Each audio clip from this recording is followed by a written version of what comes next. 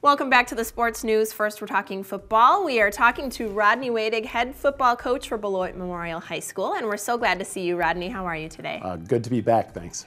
Glad to talk to you. Glad to talk about football. So winter is winding down finally, right? Yes. There's less than 6 months to football season. So I'm curious, what are you as head coach doing now?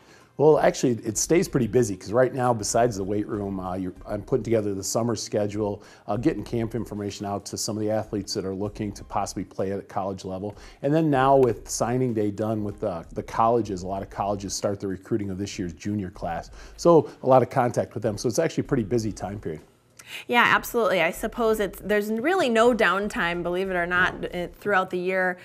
This is actually your third season in Beloit. Let's talk a little bit about how the off-season progress is going. Well, I'm very excited for next year, like I talked about before. For the first time since I've been there, we'll have a core of over 20 seniors back, and most of those kids are working pretty hard. So I'm really excited. I feel like we're on pace, and we're really going to get the program going next year. Yeah, very exciting. And going into next year, going into this coming season, as you're gearing up for 2016, let's talk about some of your concerns and things that you're going to need to be working on. Well, I think one of the concerns is just keeping the younger kids active and committed. And I think all across Wisconsin, I have the same problem with a lot of coaches now. Is the participation numbers have dwindled a little bit. So keeping kids out and interested seems to be a little tougher than it did when I started doing this 20 years ago.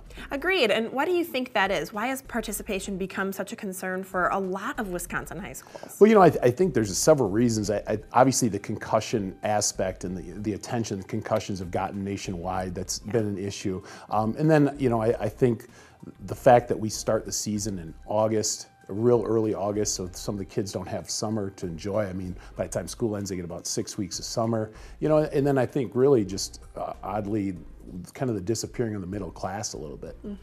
Yeah, no, a lot of good points. I definitely want to stop on the concussion concern for a minute, just because it's made a lot of news, and of course there's been some rule changes. So what do you propose in terms of fixing that for participation's sake? Well, I think the WIA has gotten in front of it and done a pretty good job of limiting contact. And I think statistically speaking, it's still probably more dangerous to drive a car than to play football.